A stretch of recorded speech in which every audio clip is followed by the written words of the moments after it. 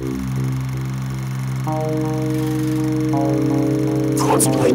Podcast Network. I know you're Scott Calvin. You know you're Scott Calvin. So let's make this simple. I say name, you say Scott Calvin. Name. Kris Kringle. Name. Sinterklaas. Name. Père Noël. Babo Natale. Père Nicole. Papa Gijo. Raindrops on roses and whiskers on kittens, bright copper kettles and warm woolen mittens. Welcome back to Blood and Black Rum Podcast Festivus series, where we're covering your favorite Christmas films all December long. You can expect to hear episodes on The Santa Claus, Silent Night, Deadly Night Part 3, and more. So tune in for all of your favorites. These are a few of my favorite things. Hey guys, welcome back to the Blood and Black Rum Podcast. I'm Ryan from corpulent.com, and I'm joined by my co-host Martin. How's it going? And we're back with a episode for a movie that we didn't announce last week. We didn't say anything about this at all. So it's kind of an interesting way that we've now cut out Phenomena twice. It's going to be one of our new running gags. Yeah, we're just going to announce that we're going to do Phenomena at some point. When will we get to Phenomena? Who knows? Yeah, I know.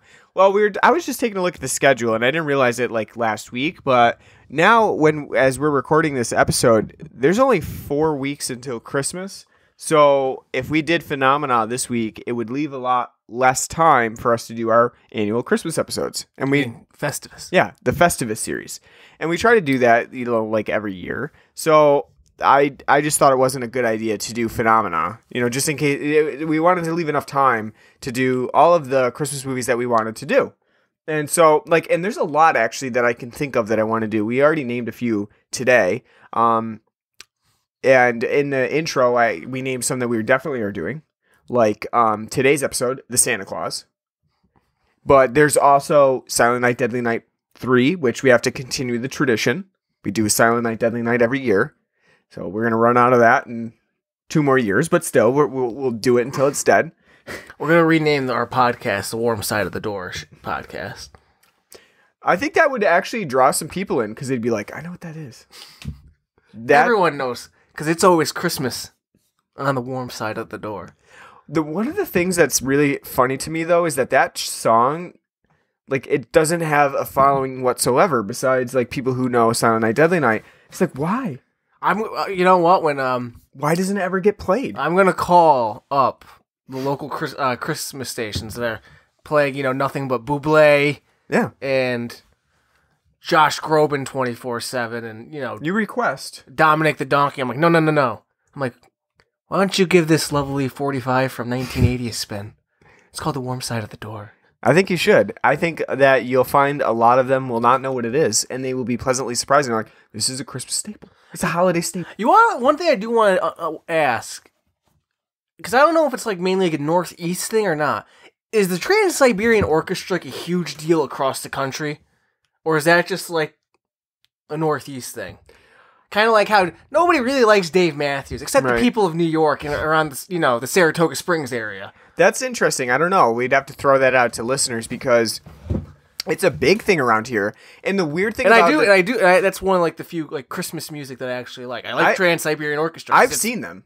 And I would love to see them. They were good. The show was long, and they did 2 parts to the show. And the first part of it, which was some sort of Christmas Eve story time. I think it was Ghost of Christmas Eve is what. That's not my favorite. I like when they get into actually the more Christmassy music, because that's kind of more like a story. And I wasn't a huge fan of that. I like the music part of it more.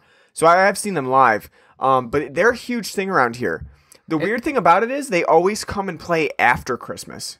This year, they're playing, but it's December 27th. It's what's the point? At that point, December 27th, I'm like, all right, let's get to New Year's, and then that's it. It's gone. The magic is gone. I was hearing on when I was driving to work, I was listening to Pix 106, the thousands of classic rock stations around here, and they were saying like they were revving up for the tour, and that they were like rehearsing, and it was like in some random state I never would have thought, like North Dakota or like Wyoming or Montana, like somewhere out in like the That's where they Midwest. were playing. They were rehearsing. No, that's where rehearsing? they were. Yeah, like at like their headquarters. Well, I was just wondering. That's like I don't know if they're like a phenomenon across the country or here, because if you don't know, they're like it's classical like Christmas music played classically, but with like a lead guitar player who shreds like it's like a Metallica album. Right. I don't know. Maybe they are. Maybe they're not. I'm not really sure. I feel like they're pretty well known though. It's probably a thing everywhere. I think people really get down. It's just like I was talking about, and you didn't really know, but it's like Mannheim Steamroller. It's like every time Christmas comes around, break out that Mannheim Steamroller album, because it's the only time really that you're going to listen to Mannheim Steamroller. I never know of anybody else listening to Mannheim Steamroller at any other time besides when they break out like his synth Carol of the Bells. And it's just, like multitudes of synths playing in harmony. But we're in that time of year. We're there. And so what we were talking about before, though, is we do want to cover like a few different films, and we have a few on the docket. I'm not sure the ones that we'll do because we only do have 4 weeks. But this week we're doing the Santa Claus, the classic 1994 Tim Allen vehicle that has spawned a number of unwanted sequels. 2 unwanted sequels that came years later. But I actually meant a number of noted catchphrases and lines that people use, because I tend to quote the Santa Claus quite a bit. But we also are looking into doing, like I said, Silent Night, Deadly Night 3. There is potential for like a Jingle All the Way, although I don't know if we'll do it this year. We talked about Home Alone. I don't know if we'll do it this year. There's like a bunch of horror films like Christmas Evil, Don't Open Till Christmas, Home for the Holidays. There's so many we could cover. And so then you get stuck on it and you're like, what do we want to do? I can think of so many. Let's just do Christmas Vacation and Krampus again. Let's do 2016 Festivus again. I'd be fine with doing both those movies again. Like each year, add more layers to it, like picking more and more. Like it'd be interesting. And that's actually something that we're going to bring up today on this the Santa Claus episode, because I've watched the Santa Claus like every year for the past like 15 to 20 years. Yeah, and there are same here. There's still things that I picked up in this viewing that I've never really picked up on. And one of those is the timeline, and we'll talk about that when we get into it. But there is some value in like even just a year later rewatching and reviewing a film that you did last year, like Krampus, and finding the nuances again, and maybe you find things that you never really noticed about the film. I'm not saying that we're going to do that, but there is some value in that. And I think for me, I am a person who really doesn't like to revisit things that often. I'm always like on to the next, on to the new. But especially with like Christmas films and Halloween films, I will watch them again and again. And you do notice new things every time you watch them. So, I did see Daddy's Home 2 in the theater, which I kind of wanted to bring up because surprisingly, that's a Christmas movie. If you haven't seen the trailers for it, I did. Facebook was like, it's been bombarding me with it. I did see that the other day, and our local theater was busier than it was for Justice League. So take that at face value. I don't know what that means, but it was kind of just interesting because we went on the same night. We went on a Tuesday night, and it was busier for Daddy's Home too. Probably because John Cena's in it. So John Cena was a delight. He was a lot of. I mean, he wasn't in it for very long. Obviously, the trailer actually makes him out to be more of a character than he really is in the film. But he is in it for a few scenes, and he is a delight.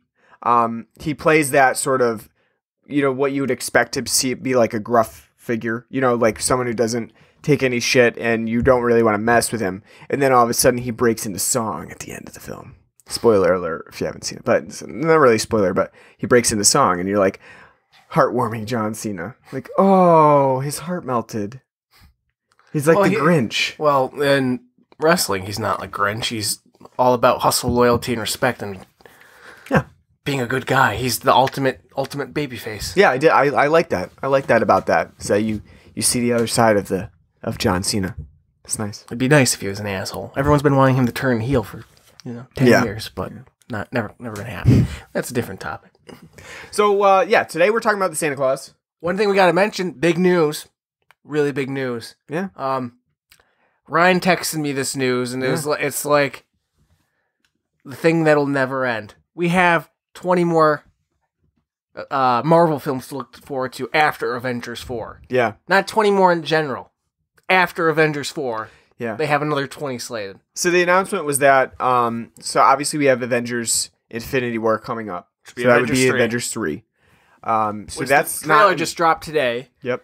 And that's not until February. I haven't seen that trailer yet either, but I saw the teaser for the trailer yesterday. It was stupid. It was just them showing old clips like, you can't wait for tomorrow's trailer. And it's like, this doesn't get me going like, oh my, I can't wait. I think I can wait. Yeah, I know. I don't care. Like, I'll wait.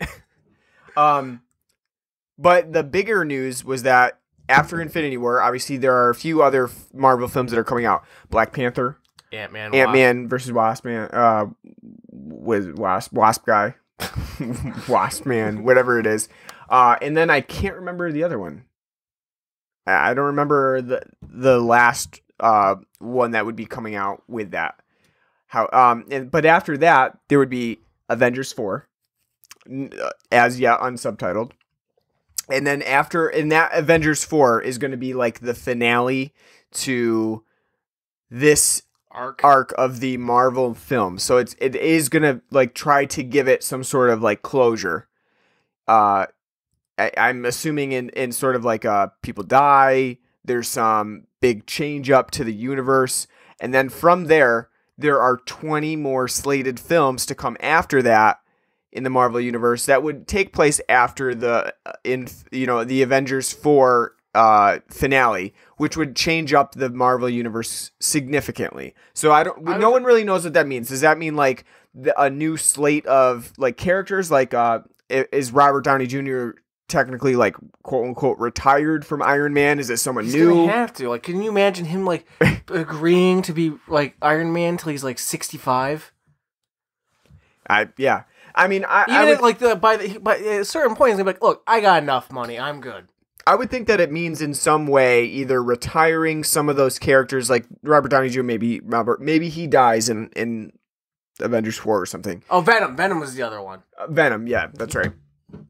But I would say in some way the change up has to occur either a new thing in the universe or a different universe or something like that. I would assume would be after Avengers 4. But the big news is that they have 20 more movies lined up, at least. And 20 more movies. We've already said we're getting pretty damn fatigued. I obviously a lot of these are like just notions, ideas that they have for the next sequences of films, but still 20 is like an astounding number. I know. It's like hard to imagine, to be honest with you. Like, well, we're going to be in this for the long haul till 2026.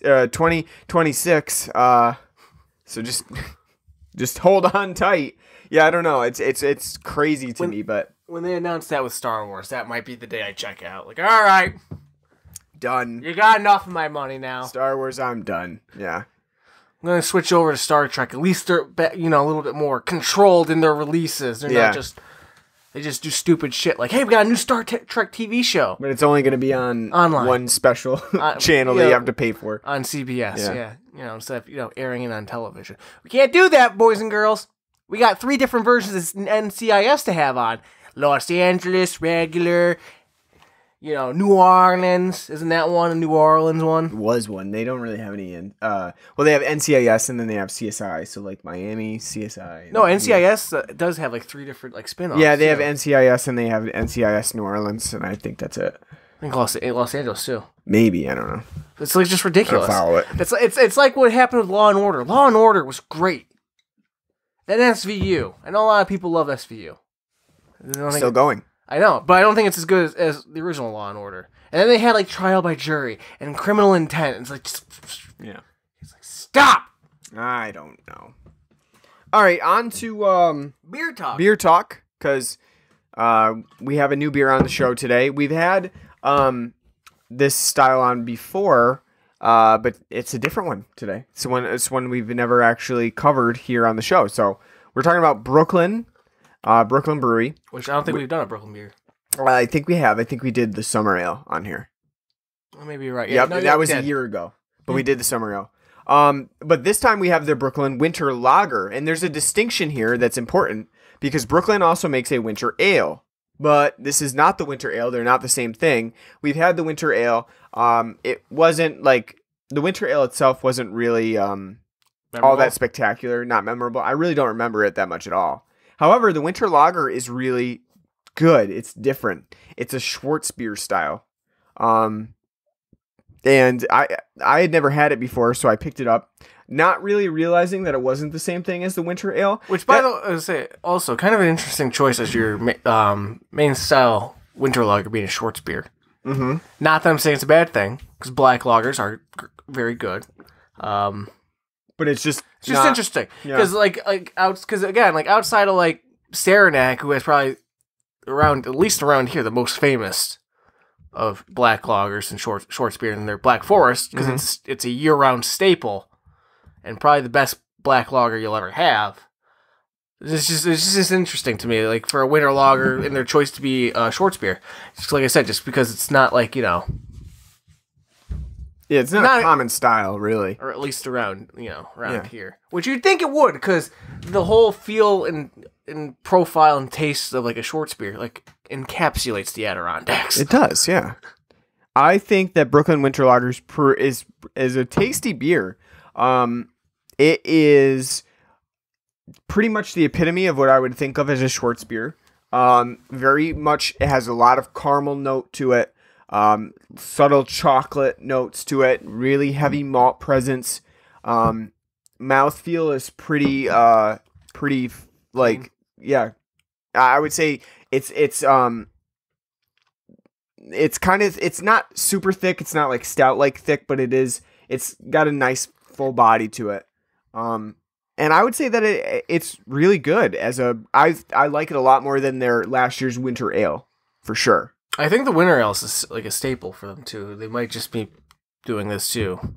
Because I've never seen this. I've always seen the winter ale. Right. I have not seen the winter ale out this year. I've only seen the winter lager.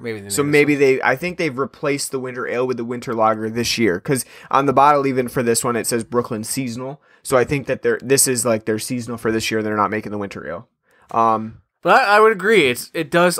For me, like the taste profile front of it when you're first sipping the beer, drinking it, caramely, not overwhelmingly sweet though. It's more of a bitter caramel.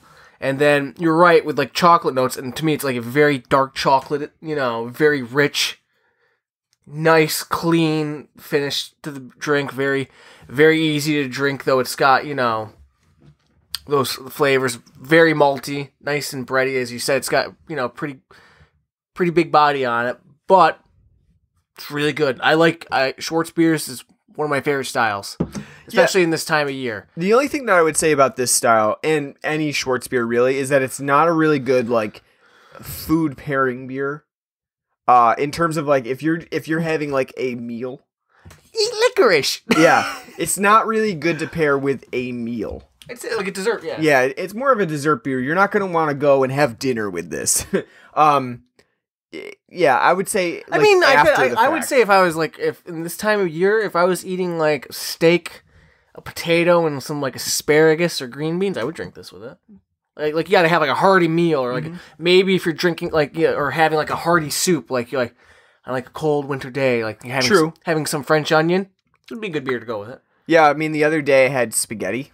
And I had this beer. And that was pretty weird. Pretty good weird heartburn combination. Yeah, it was weird. It was a weird combo, but running for the antacids. Yeah. But I mean, other than that, though, I think it's a really good dessert beer. I think if you want to forego the coffee and you want to go for a beer instead, if you want that alcohol, this is a good style to have rather than your coffee. because you're getting caramel notes. You're getting the dark chocolate presence, which I think is a combination of the chocolate the notes in that, and also the heavy malt the malty presence that brings out like what it would taste like a dark chocolate in it, and it's really good. I would definitely recommend it. And if you were not that impressed with like their winter ale last year, definitely seek this out because they are different. And I think it's kind of bad for Brooklyn that they did not give this more of a distinction in terms of name. So if they have Brooklyn Winter Ale, maybe just call this one something. Rather than just saying Brooklyn Winter Lager, maybe call it a name so that there's not that confusion. Is it the same thing? You know what I mean? Mm-hmm. Even though ale and lager are not interchangeable, but still, I mean, you can still mistake it like, okay, well, you did a different process within the beer brewing, but is the central taste pretty much the same? No, you're right. If you're somebody who knows beer, then you clearly know the difference between a lager and an ale. But if you're more of a layman trying to like, oh, maybe I want to try, something different, or was asked to go to the store and like grab something, you'd be kind of, no, you're right in that sense. And I think even if you have a bad memory like me, and you're just thinking, well, I've had Brooklyn Winter before, you may not go out of your way to get the lager because you're thinking, well, I had the Brooklyn Winter last year, it was probably the lager, and it wasn't. Mm-hmm. So I just tend to like recognize names better. If it has a specific name, I'll know. Okay, nope, I haven't had that one, and I'll try it. So just food for thought for Brooklyn. But other than that, really good beer. I enjoy it quite a bit, and would definitely get it again. It's in 12 packs right now. It's out, and it has a nice, fun bottle too because I love the fur. It looks like it came out of Skyrim. Yeah, right. Exactly. It's got a fur. It's almost like the bottle is wearing a fur coat. So. Yeah, no, doesn't it just make you want to go to Gods be praised? Yes, it does. Go raiding some dwarven tombs. No, you haven't played Skyrim. I haven't played Skyrim, so I can't really mention that. Well, you should. I will at some point. 500 hours of your life. I will. Gone. I will. It's the perfect game to play when you have a baby. Yeah. I need to get away from. Yeah, I need. Yeah, I know. When it finally drops, when it finally drops enough in price for the PS4, I'll get it again to play through the HD version. Just do it again. Why not? Do it again. Before I got my PS4, I started replaying through Skyrim. It's a fun game. I like it. It's a hell of a lot better than Fallout 4. All right, let's talk about the Santa Claus. As we said before we even did the show, we both could do a podcast episode about the Santa Claus without actually watching the Santa Claus. I've seen it so many times now. I can quote most of it. We really didn't need to watch it, but the fun is in watching it because there is a lot of fun to have when you're watching the Santa Claus. I think part of the appeal of the Santa Claus is Tim Allen. Which, if for those of you not in the know, what a big deal Tim Allen was in the 90s. This was a big deal.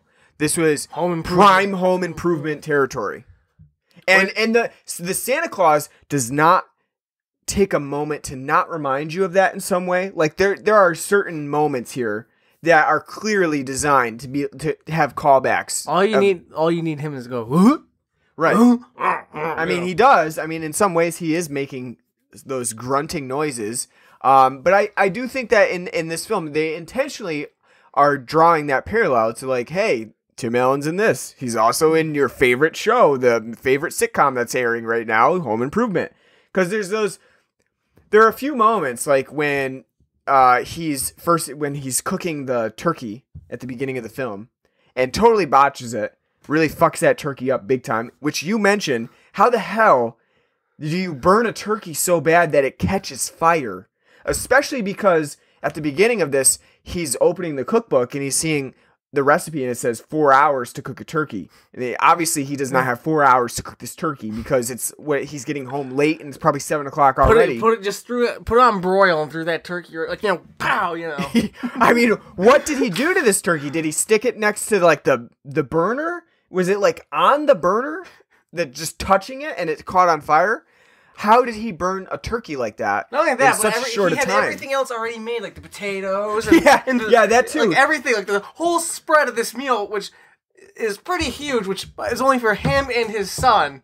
already set on the table. And everything else about that too had to have been baked, because like some of that stuff, like I saw like some baked, I don't know if it was yams or some carrot sprout or something, looked baked, had to have been in the oven. So maybe he's had this oven preheated to like 700 degrees. Like I say, he's just fucking throwing everything in the oven. Broil. Throw it on there. And yeah, but whatever the Works case, for the Burger Kings.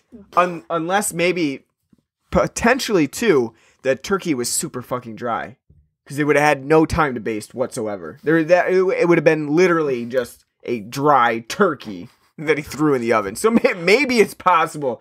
It's like, that's like putting a lighter next to a dry Christmas tree and just watching it go up in flames, a la like Christmas Vacation. I guess I could see that happening. Whatever the case, he sets that fucking turkey on fire, and in order to put it out, he has to grab his fire extinguisher, which he conveniently keeps in the kitchen, which I'll agree. Probably everybody should have a fire extinguisher in their kitchen. I don't have one. I definitely don't have the industrial fire extinguisher that he has in his kitchen.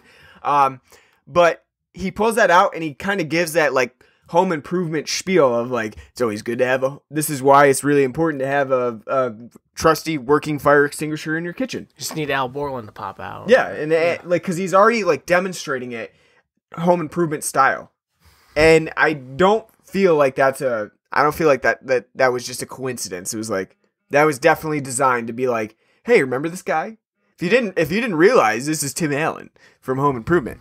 But there's that other scene too where they go to the workshop, the Olive's workshop, and he like, actually picks up like a toy tool belt, and he's like trying it on. It's like another callback. And I don't know if this is one either. This seems like a stretch. But when he's going to put on the pants, the Santa suit, and they're going to the first house, he's like, well, I sure hope that they are a tailor. And he was a tailor. So that might be a stretch. I don't know, but that's just a word. I just noticed that one that you pointed out. I wouldn't have made the... I don't know if that's technically a connection, but I always make that connection just because, he always says it, and it is kind of a weird, like who said, not many people like say tailor. It's not a word that gets... No, you don't like bandy that around. And most people don't bandy around either, but I guess. But yeah, you're not like, hey, you know where I gotta go? After I go to the grocery store and then go to my doctor's appointment, I gotta go to see my cobbler. Right, yeah, right, yeah. So I don't know, maybe not the guy, not the delicious dessert, someone who makes shoes. That may be it. I don't know. Maybe it's a reference. Maybe it's not. But I always pick up on that whenever I watch the film. But like I said, I think that Tim Allen does make the Santa Claus what it is. At this point, he was really like hitting his comedic stride in terms of just the like the slapstick humor, the sarcasm, the sarcasm that he would bring to it. And I think that really works, especially in the beginning part of the Santa Claus. I love when like the principal, like they're sitting down after, Charlie, they have, bring your parent to work day bring your parent to school day to tell you about their profession. Yeah. And Charlie's having a meltdown because he thinks his dad's Santa. Because he is Santa. And then afterwards they get, Tim Allen and his ex-wife and fucking Judge Reinhold in all his glory. They get brought into, the principal's office and they're like, Judge Reinhold's scolding Tim Allen, asking him what happened, on Christmas Eve. And he's like, what'd you do with Charlie?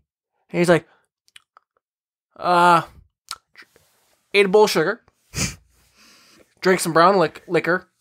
By the way, what does he mean by brown liquor? Is it bourbon, whiskey, like just not like something clear? Yep. I don't ever refer to my liquors by color, but this is great. It's just like we listing off. He's like shot Field Dressed a Cat. Shot my guns off. Yeah.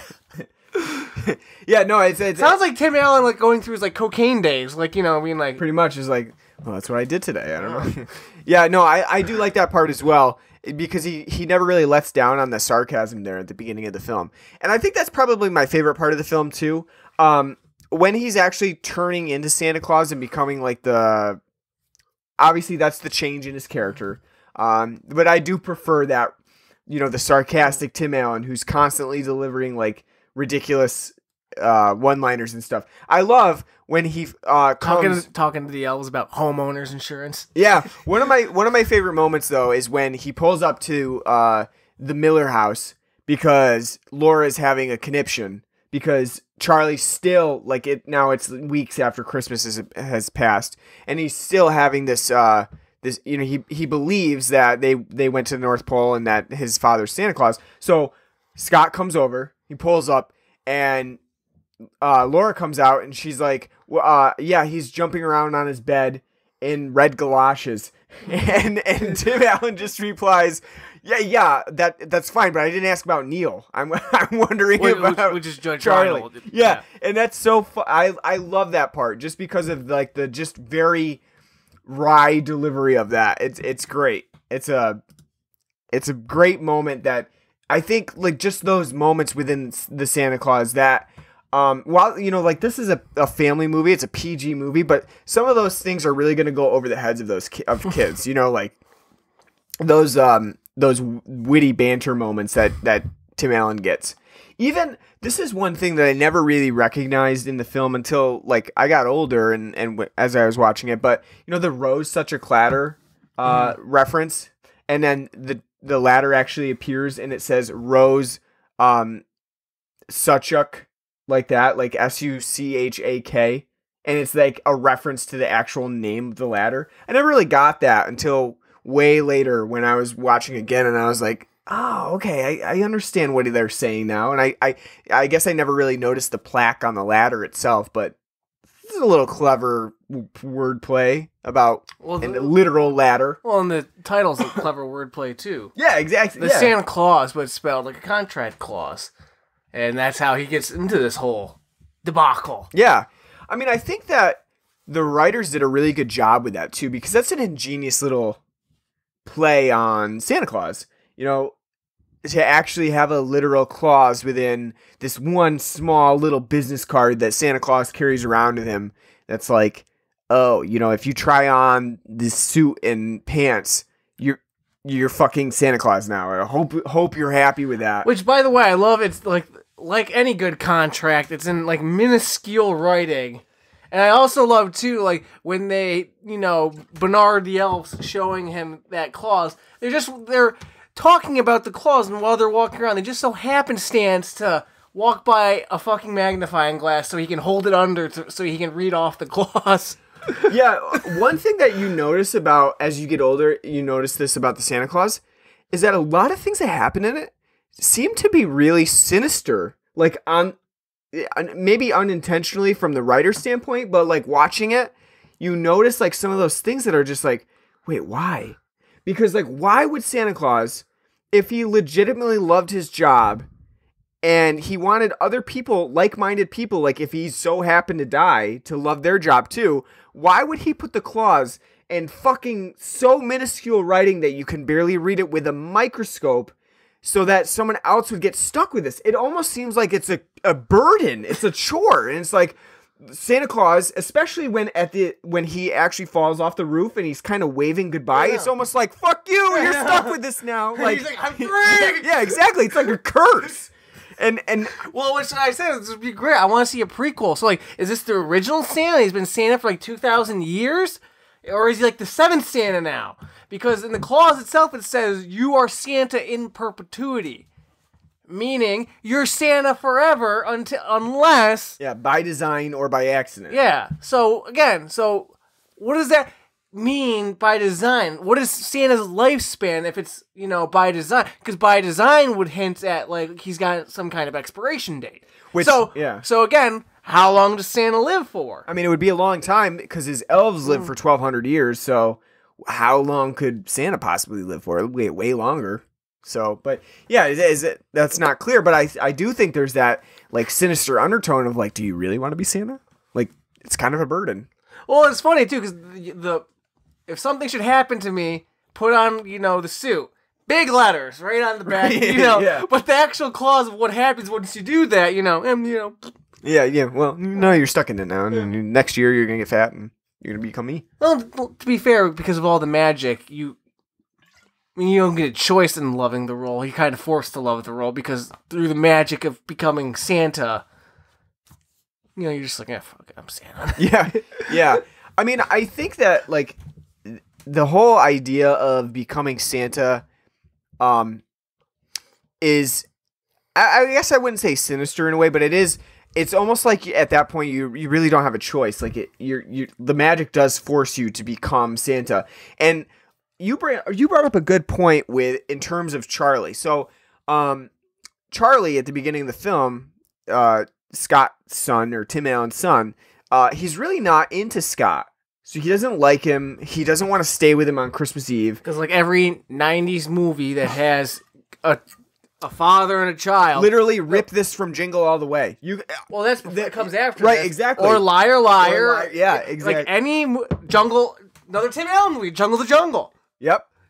Where, it's very stereotypical, especially for the time, for the 90s, where, the parents are separated, and... Oh, Mrs. Doubtfire. Mrs. Doubtfire, You yep. mentioned that too. But that's different in a case, though, because Robin Williams really loves it, like, from the get-go. He really loves his kids. Yeah. And this is kind of seems like Tim Allen's like, I love my son, but this, all of this is a fucking burden to me. Right, yeah. But that is a trope for those 90s movies. Like, dad working hard, always working like lots of hours, working at the, not coming home until late. Got a kid, but whatever. And Jack Frost too. Yep. Jack Frost, same scenario. All of these have the same scenario. And we're just gonna throughout the rest of this episode, we're just gonna randomly just shout out like, oh yeah, that is Elf.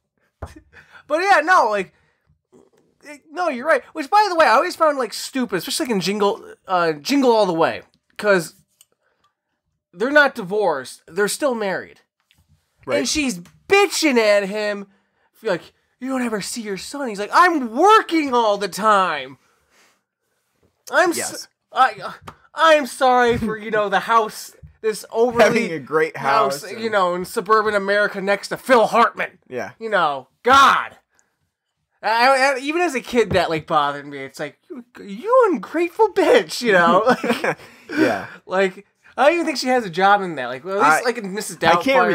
I can't recall if she has an actual job in that, if she actually goes out to work or not. Because a lot of the time she is home, because that's when Phil Hartman comes over and stuff like that. But we may do an episode, so we won't. But then again, same thing here. Like, what is Laura's job? No. Oh, she's just married to a fucking psychiatrist now. Yeah, so that's how she. She really, Laura here is again, it's like a trope for that type of like uptight mom figure that nothing but conniptions. Yeah, exactly. Because in general, like, I would say the mom from this one and the mom from Mrs. Doubtfire are very similar. In terms of how they react, and she does kind of look like if you took, which her entire look and style in this totally ripped off from Uma Thurman in Pulp Fiction. Yeah, which you can tell it's like, Pulp Fiction just came out, and everyone's talking about Pulp Fiction, but she does look like Uma Thurman from that and Sally Field from Mrs. Doubtfire. If you kind of just like, smash them together, like, take Sally Field's middle-agedness and Uma Thurman's panache at the time and put them together. Got the Santa Claus. No, but what my point I was getting at is so Charlie at the beginning, he's really not into staying with Scott. He doesn't want to stay there on Christmas Eve. He doesn't like staying there. Scott's kind of an aloof father figure. Clearly doesn't know how to do much of anything. Has to take him to Denny's for Christmas Eve dinner. Which, wow, what a great plug for, like, yeah, okay, you're going to Denny's. Yeah, wow. Oh, by the way, everything you want, well, we're fucking out of. Go to Denny's, Yeah, right. Yeah, not a good advertisement for Denny's for sure. But so Charlie, for most of that first part of the movie, is really not into his father. But when his father starts to become Santa Claus, that's when he actually finds his connection to Scott. So, is there really a character development for Scott, or is it just the magic that is turning him into Santa Claus? And so, by and by, Santa Claus has to be jolly and nice. Like, does Charlie really like Scott at that point, or does he only like Santa Claus because Scott has to be Santa Claus? I think Charlie likes his dad because he's Santa Claus. I think, yeah. I think if they never went to the North Pole and all that, he'd be like, I hate my dad. There's definitely an issue here with and I'm not saying like it's a big issue where people are like, I can't watch the Santa Claus anymore. I just, ugh. But there is that sort of storytelling, you know, because in most films you have your main character who starts out in one place, ends up in another. In this, you can't really say that's the case for Scott because he's almost he loses that self-control. If he didn't become Santa Claus, he'd probably still be that aloof father figure, not really caring about his son, you know, just there when he has to be there. Not only that, too, he is aloof and kind of goofy, like, while he's trying, like, slowly turning into the role and person of Santa, but he doesn't really accept the role until Thanksgiving, when he's supposed to go back, and then he looks at the snow globe that Bernard, the head elf, gave to Charlie, and he sees, you know, the flying reindeer, and then he's like, I am Santa. Yeah. So it is like almost like, yeah, no, it's more like the magic. If there was no magic involved, he'd probably still be an asshole, you know? Yeah, I mean, I think that is a definite, that could be the implication here. But I think that's also, you're right, it's probably an intentional implication, though, because it's like the magic of Christmas. Yeah. Changing you. It can make, you know. Even the most miserly person into a nice guy. If it can make, you know, Scrooge into kind and warm-hearted and the Grinch, then Tim Allen can't too. That's true. It's true. We were talking about sinisterness in Santa Claus, but there's also like a lot of mean-spiritedness too. Don't you think that in some ways there's a like so it's all directed at Judge Reinhold. Judge Reinhold, but also at Scott, because when Scott first starts to become Santa Claus, and like it happens in like a week's time where he starts to grow a beard, he starts like putting on the weight. He walks into work with his the green sweat or the gray sweatpants and sweatshirt. Which, by the way, I could never do. I could never go out in public in like sweatpants. No. Well, my favorite part is that not only does he goes out in the gray sweatshirt and gray sweatpants, but he's put on his like fancy overcoat. His nice sports coat. Yeah. Where he's wearing Converse and his, you know, some Chuck tees and his sweatpants. And like I said, I could never do that. I could never in my wildest. It's one of the reasons why I don't own a pair of sweatpants. I know they're comfy and they're great to wear around, like a pair of pajama pants when you're going to bed. But I could never go out in public in a pair of sweatpants. No. It just has such like a negative connotation. Like, ugh. Yeah.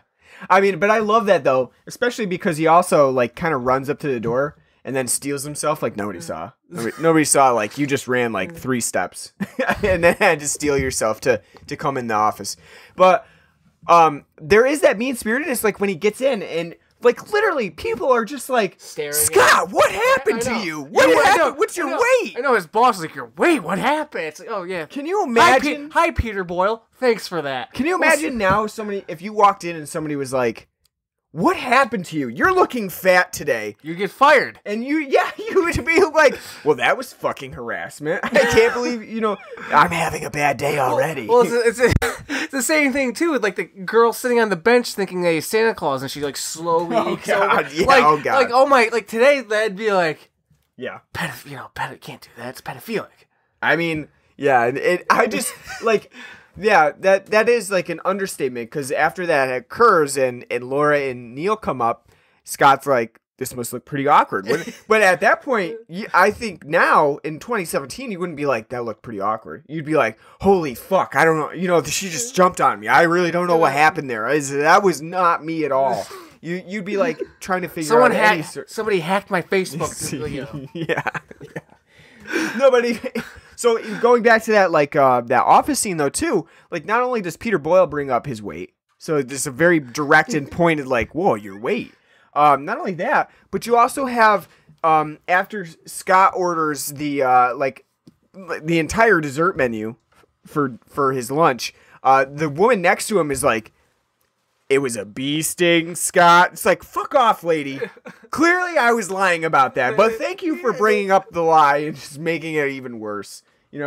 That, again, is like a what the fuck moment where you're like, who says that? Who would do that? And then you're like, well, you're fired. Especially if, like, you work in an office job like that. Yeah. Like, he has to work with her, like, often.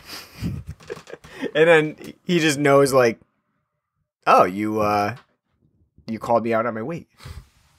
But that's not the only thing that they really talk about in detail and make fun of. One of them is Neal's sweaters. Judge Reinhold. He has a cavalcade. He does. Of fancy designer pattern sweaters, which totally fit the early 90s. I'm wondering if, like, somebody was, like, saving these up. Because they are truly bad. Or maybe they went to... I could see them going to, like, Salvation a Goodwill or yeah. Salvation Army and just finding the worst ones that they could possibly find that would fit Judge Reinhold. And they don't even really fit him that well, to be honest with you. They are, like, not good fits. You know, in terms of what you normally see in, like, for wardrobe design. You know, they always generally have, like, a well-fitting shirt. And they are not well-fitting. I love when Bernard goes up to him and like, hey, that's a nice sweater. Do we make that? Yeah, he's like trying to look at the tag to figure out whether or not... I'm wondering if Santa Claus and the elves actually tag their work. Like, what does it say on it? Does it say, like, just Santa? Santa in handwriting or something like that? They made it? Or is he looking that it doesn't have a tag and then it doesn't say, like, Macy's or something on it? Well, no, because then, like, when Santa gives Laura the mystery date game, it's by Milton. It's made by Milton Bradley. So apparently they just, like... Santa outsourced the work. Yeah. You know, that's how things like that get invented. I would say he has to, because from what we see in the toy factory, they're only making, like, actually, like buildable toys, like airplanes and like trains and stuff like that. Like, no kid in the 90s wants. No one is asking for those toys. So it's like, I feel like that's just a way, like, Bernard hasn't really broken it to them. That is like, actually, all of your jobs have been outsourced to Milton Bradley and China. Yeah. No, cause I mean it is funny because like they have like the old school like wooden airplanes, and it's like no kid's like, "Hi, that's what I want for Christmas." Trust me, I know. As a kid in the 90s, you know what I wanted? A fucking Sega Genesis. Yeah. It does what Nintendo. I want Sonic 2. I want Street Fighter 2. I want Mortal Kombat 2. I want the Vector Man game. I want Madden. God damn it, you know. So if I got like, oh look at I'd be like, what the fuck's this shit? I want Jurassic Park action. I want an RC car.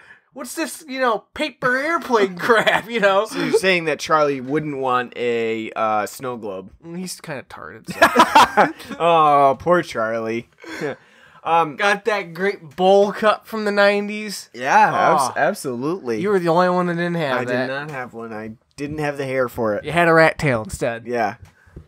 I love Judge Reinhold in this. I don't particularly think that his acting is very good in this film, but I don't think it has to be. Like, it's the perfect level of wooden, because that's exactly what Neal is. A very bland one. Yeah. Well, we can tell from, like, at Christmas dinner, he's making a pita wrap filled with sprouts. It's bean sprouts. The entire pita is bean sprouts. When Bernard pulls it out. It looks like confetti, like streamer shit, like from a party, like that's how much, like, bean sprout. It doesn't look like, what's in there? Did you put mayo in there? I don't know why anyone would, like, Bernard grabs that. I don't know why anyone would grab that. That's just a bland old bean sprout pita. Is he having hard times pooping? But I mean, like, they were the original hipsters, because that is a very, like, really 94 pitas with bean sprouts in them. I was impressed. Not even California is, I was expecting them to have a nice cold craft beer as well, like especially. Hey, honey, this new beer company called Sierra Nevada just opened. I hear from the guy who stars in Halloween 6 good things about him. Yeah, I don't know. I like Neal and I like Judge Reinhold in this film. Like I said, I don't think he's actually like a great actor in this, but I don't think he needs to. I like his delivery, actually. I don't know if it was an intentional choice, but I like it. It is, because he's pretty stiff and wooden in the rest of his films. Like, yeah. Remember him in like Fast Times at Ridgemont High. True. And, like, yeah. He's always been. It's kind of like his shtick is to be like, I mean, dry. I love that, because he almost is like not even a person or a thing. Remember, like, when he's questioning Charlie about Santa Claus. he's getting a kick out of like trying to prove this like 8-year-old kid wrong, right? He's like, well, what about reindeer? Have you ever seen them fly? What about the time span that it would take for Santa Claus to roam across the world? And he's like getting a kick out of this. Not only that, I love too, like in the scene when, like, again, with the principal and they're talking, he's like, I'm a doctor. He's like constantly like throwing that around, like, I'm a doctor. You know, like, well, let me go first. I'm a doctor. Yeah, I mean, I think those. and yeah, but he's like, if I was Tim Allen, like, yeah, you're a doctor. I'm a fucking toy company exec. Yeah. Which we don't really exactly know, but he's in like a boardroom and he pitches Yeah, ideas. I mean, I would say that he is part of like advertising for a major toy corporation. He's got a pretty damn good job. I would say, yeah, as lucrative, if not more.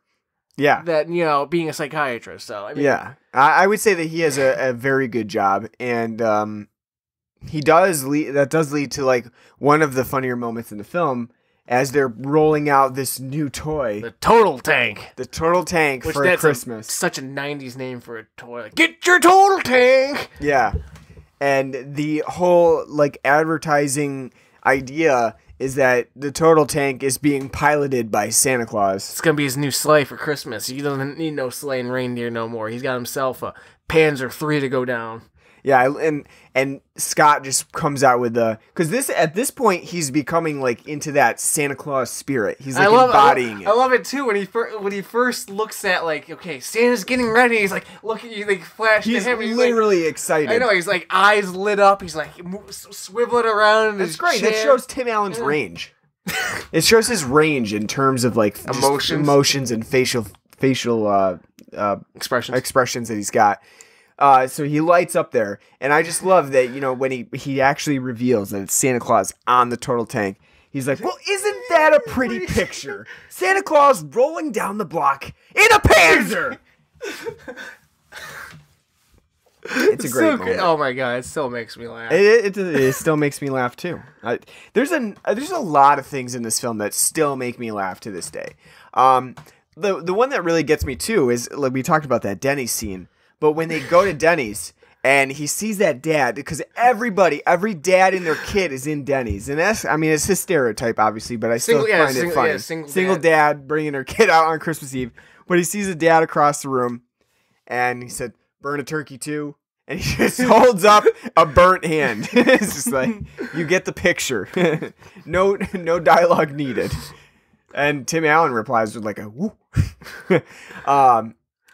So those scenes, they still make me laugh. Which that whole scene in, like, with how Tim Allen was acting at Denny's, kind of like how I imagine, like, your dad would be like. Yeah, absolutely, like absolutely. Just like reading, like, you know, like, yeah, like yeah, Judy reading the insert on the table that says, "I'll have a delightful glass of seasonal eggnog," because it literally. Cold. By the way, every drink in here is either ice cold or, you know, ice cold milk, ice cold eggnog. I don't want eggnog to be. I don't want any drink to be ice cold except water on a scorching day. Yeah. I don't ever have like I gotta have an ice cold Gatorade. You know.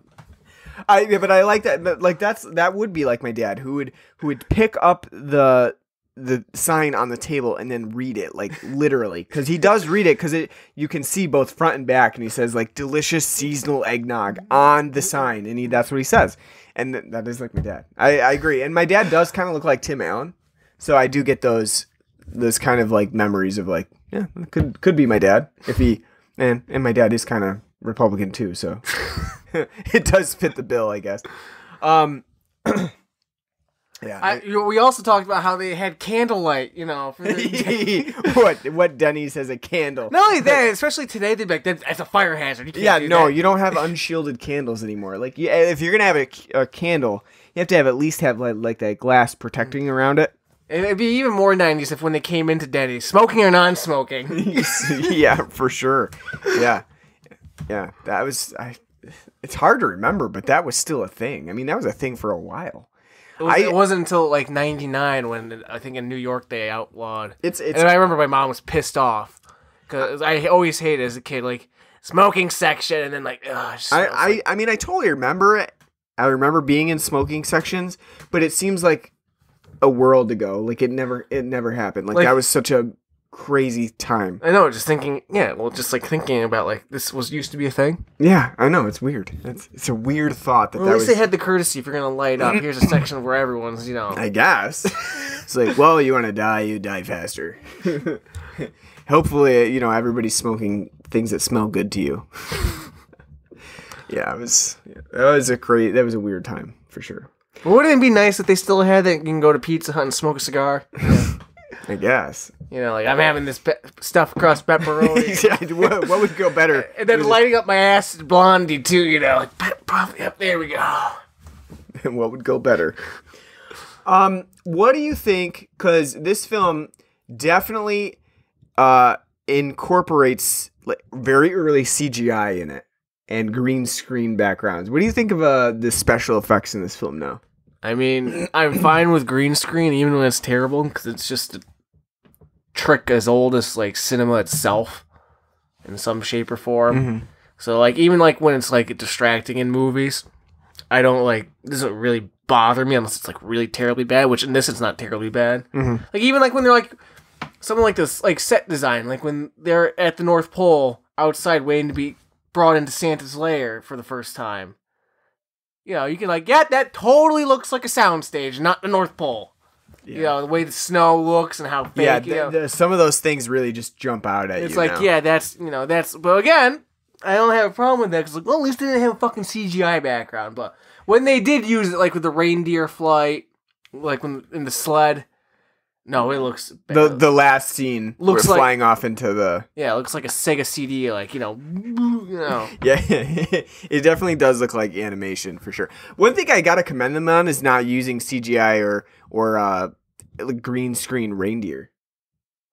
Because would have been too expensive. Yeah, for sure. Yeah, they definitely. Fuck it, we'll just go to a reindeer farm. They definitely do have like the fake reindeer, but they didn't resort to actually having like a CGI reindeer setup.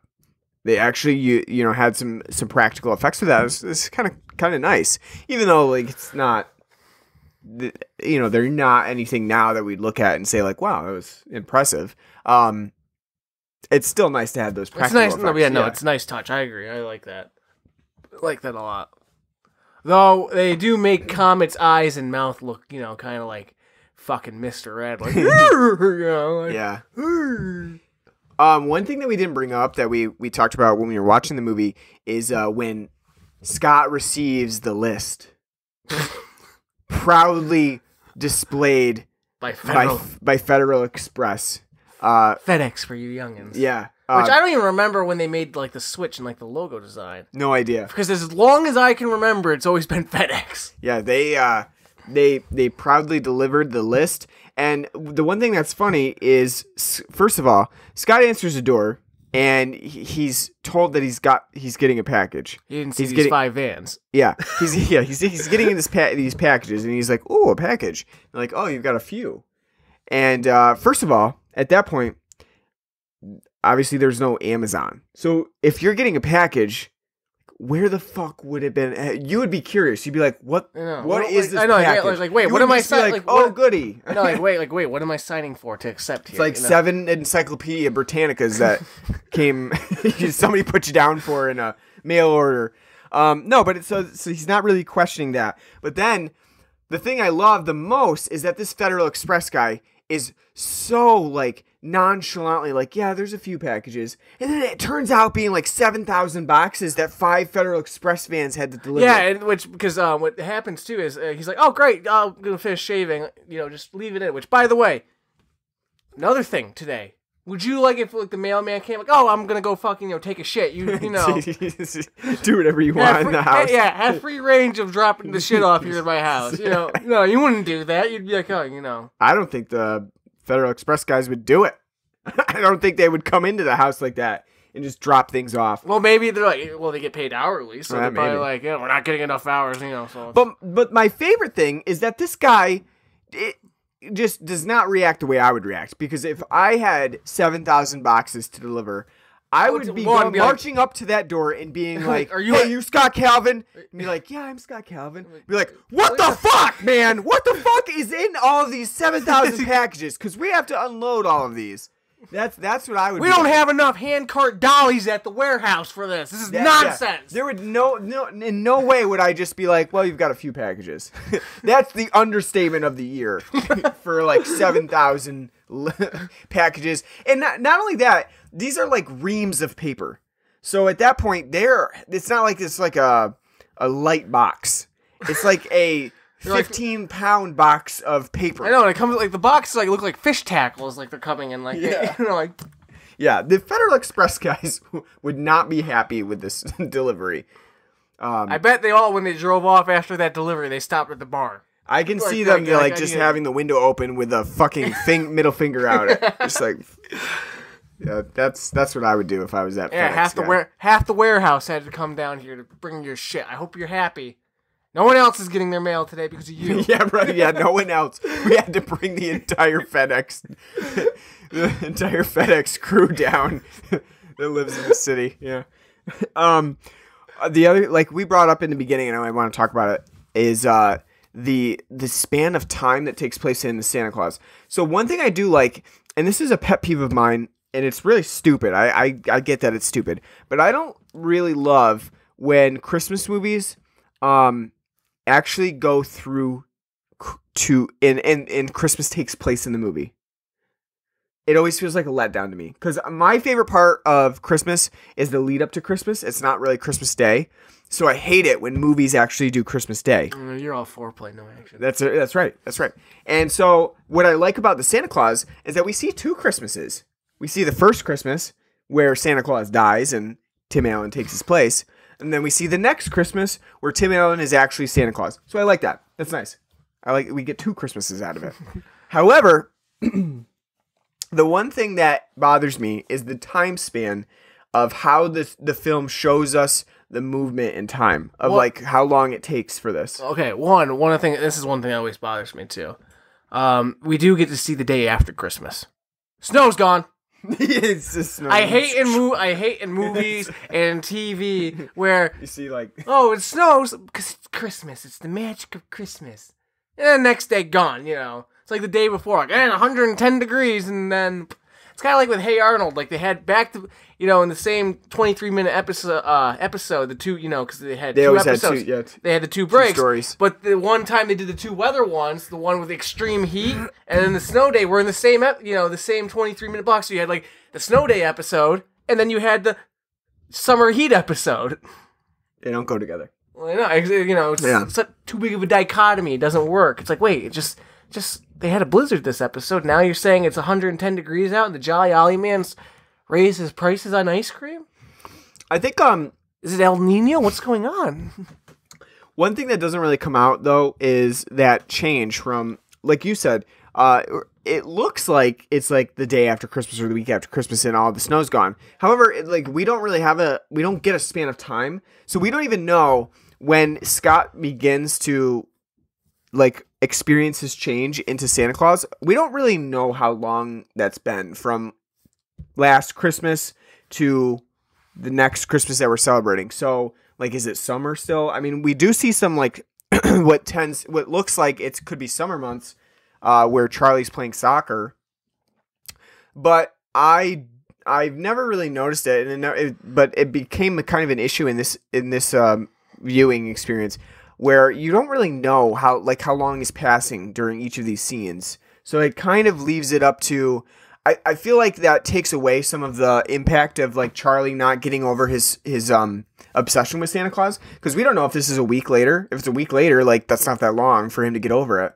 But if it's like 6 months later and he's still stuck on Christmas, then that's a big deal. But I feel like it doesn't give us enough time range where you would know like how long is passing. Well, like that, there's times too where it seems like Charlie gets to see Scott, his dad, often.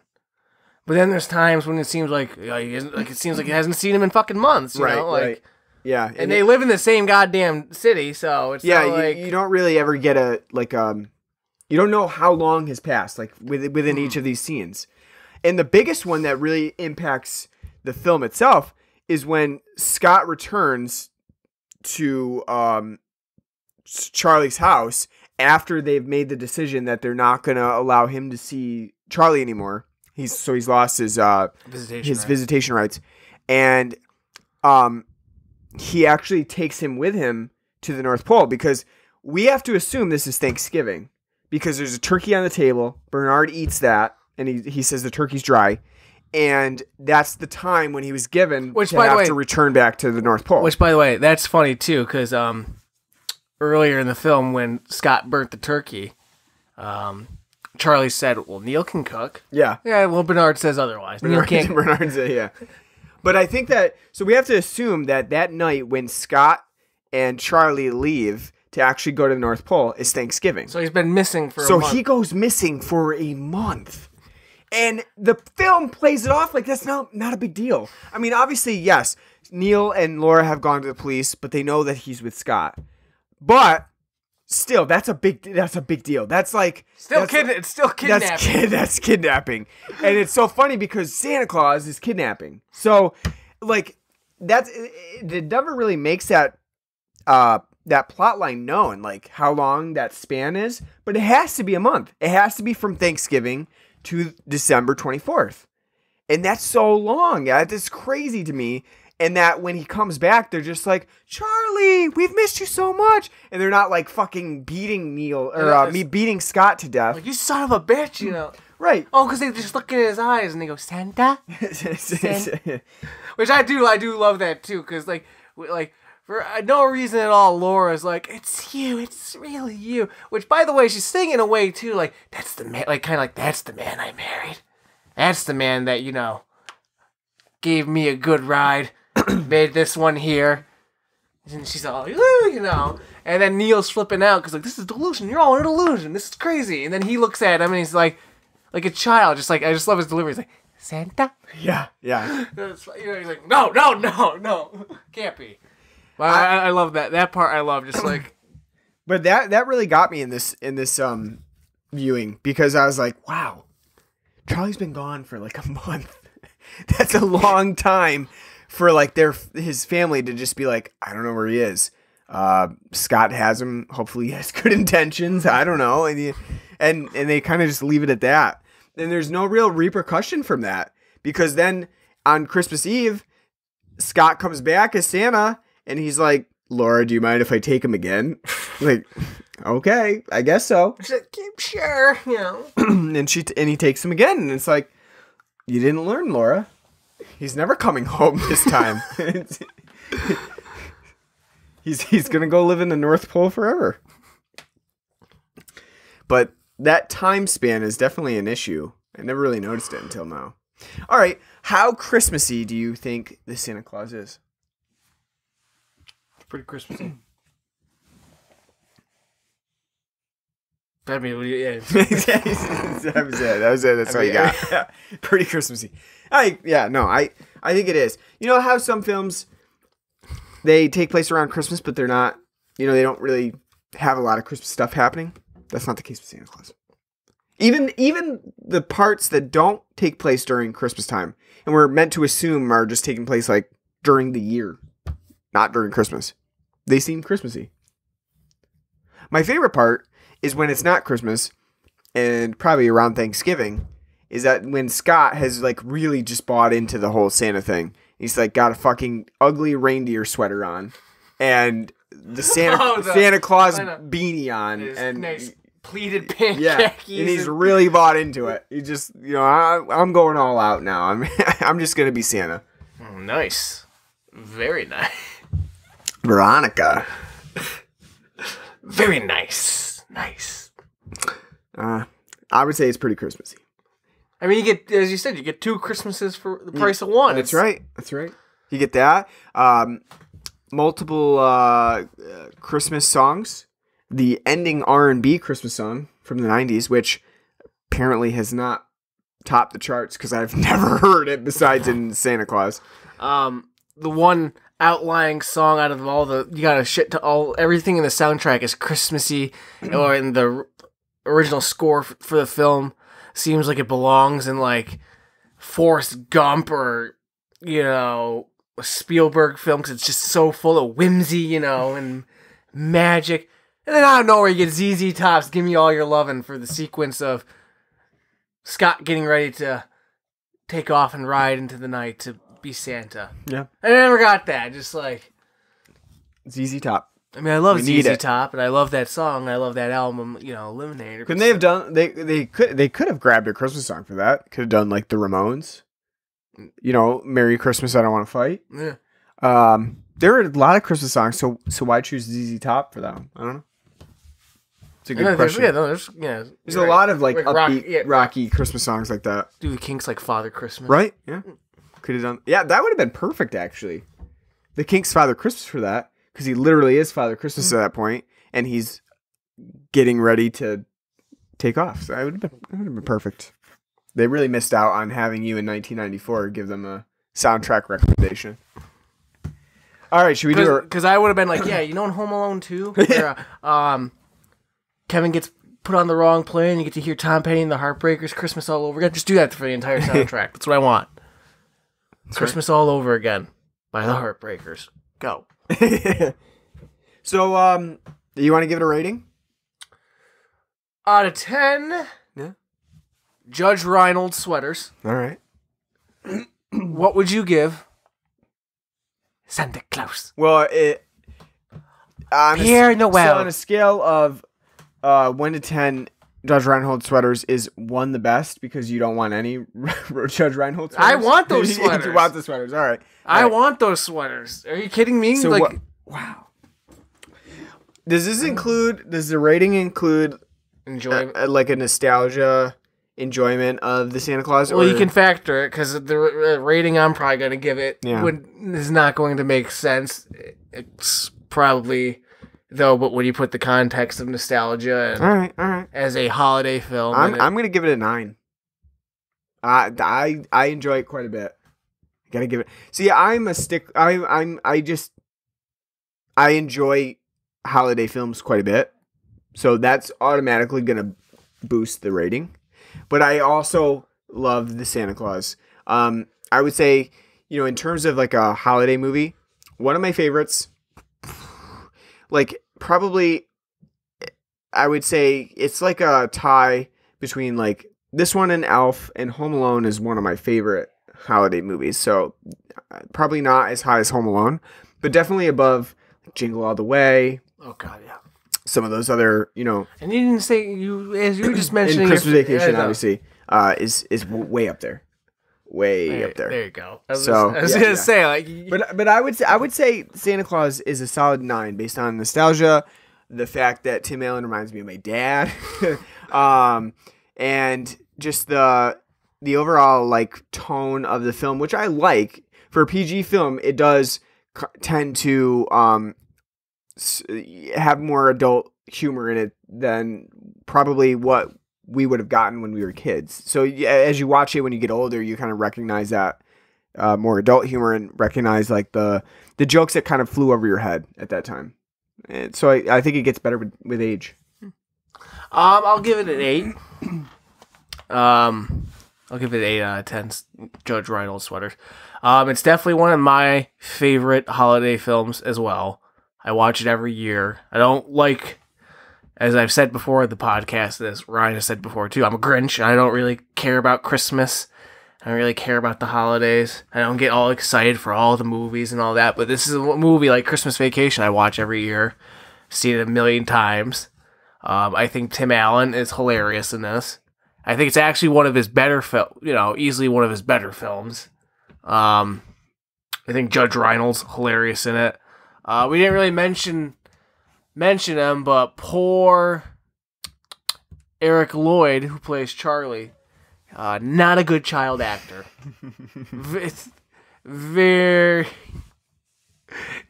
pretty bad. He's annoying, especially now that I'm getting older. He's like annoying as fuck with his whining and Mm-hmm.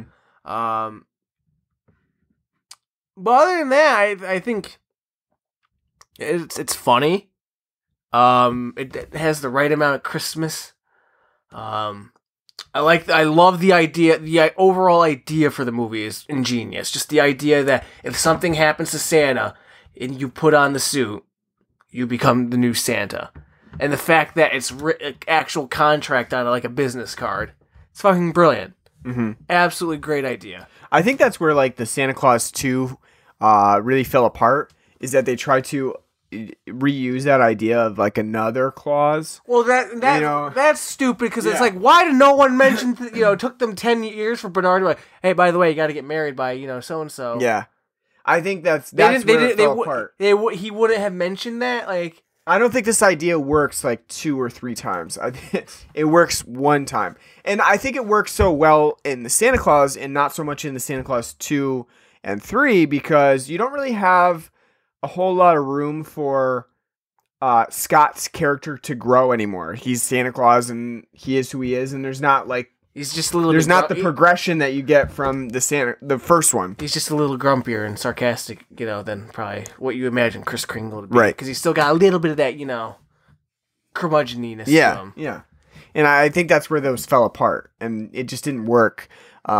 Bringing that idea back again. So I'm a big proponent of like with the Santa Claus. I really wish they had just left it alone. Don't go like and for me, I like to watch a lot of holiday movies for Christmas. 2 and 3 really don't make the cut. I've seen 2 like twice, and I haven't seen 3 at all. Yeah, I don't really go out of my way to like watch the Santa Claus 2 or 3. So I don't know. Is that it? Is that all you got? Yeah, that's all I got. We covered everything that I want to talk about. We covered all the funny stuff, all the issues that we had. But it's a great film. Like I said, I like it a lot. It's very nostalgic for me. I think it's funny. Yep. A lot of things that are funny. How many times can you watch them over and over again and still laugh? There's a lot of things I can remember laughing my ass off to the first time I saw it, and then like after like even by the second time, like yeah, okay, yeah. Not really laughing out loud anymore. Yep. Still had some good, chortles with this one. Yeah. All right. I agree. All right. Next week, what do we got on the docket? I don't know. We had talked about maybe doing Scrooged. We talked about Silent Night, Deadly Night 3, obviously. And, I don't know. We'll see. I think, we won't announce it. I think we'll leave it up for debate until we get to next week. And it'll be a surprise. It'll be like a Christmas gift as we move through the, 4 weeks until we get to Christmas. So we should be back every Thursday until Christmas. That'll be fun. All right, so stay tuned for our next episodes in our Festivus series for 2017. You can catch us online at our website, bloodandblackrumpodcast.wordpress.com, or on our Cultsploitation podcast network at cultsploitation.com. You can find us on iTunes or Stitcher or any other podcasting app. Please leave us a review and rating so that we get noticed, other people listen to us, download our episodes. We are on Twitter at Blood and Black Rum. We're on Facebook, Blood and Black Rum Podcast. And we also have a Patreon page. It's patreon.com/Blood and Black Rum Podcast. In January, we are going to a bi-weekly schedule, and our episodes will release on Fridays. However, you can get them a day early on Thursday if you sign up for our Patreon account and you donate $1. So that's $1 a month, and you get all the episodes early. Other than that, we will be back next week with another Christmas movie in our Festivus series, and we hope you'll stay tuned and have a happy holiday. Take care.